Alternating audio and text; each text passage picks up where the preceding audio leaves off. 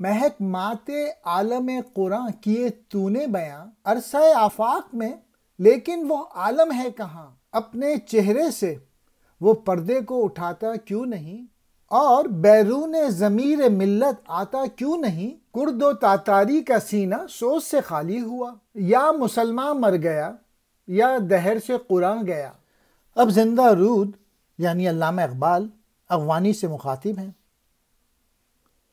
علامہ اقبال کہہ رہے ہیں کہ تو نے قرآن کریم سے اس کا بنیادی تعلیمات کو تو ظاہر کر دیا ہے، لیکن اب تک تیرا بیان کردہ جہاں پردے میں ہے، گویا ایسا جہاں آج کے دور میں ناپید ہے، کہیں نظر نہیں آتا۔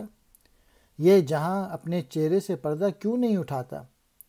وہ ہمارے ضمیر سے باہر کیوں نہیں آتا؟ مطلب یہ کہ ایک ایسا نظام ہے، قرآنی تعلیمات پہ عمل کسی بھی اسلامی ملک میں نظر نہیں آ رہا۔ آخر اس کی کیا وجہ ہو سکتی ہے؟ ہمارے سامنے تو ایک ایسا گھسا پٹا اور ناکارہ جہاں ہے جس کی مٹی میں ملت آرام کر رہی ہے۔ یہ فرسودہ نظام جو ہے اور یہ تعلیم اور علم فنون جو ہے، یہ تو قرآنی حکمت سے دور ہے۔ آخر ایسا کیوں ہے؟ تاتاریوں اور کردوں کے سینوں کا سوز ختم ہو گیا۔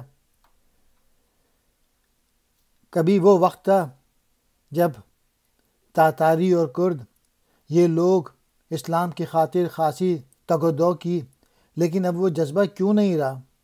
کیا یہ ایسا لگتا ہے کہ یہ بے عملی اور قرآنی تعلیمات سے دور ہو گئے ہیں؟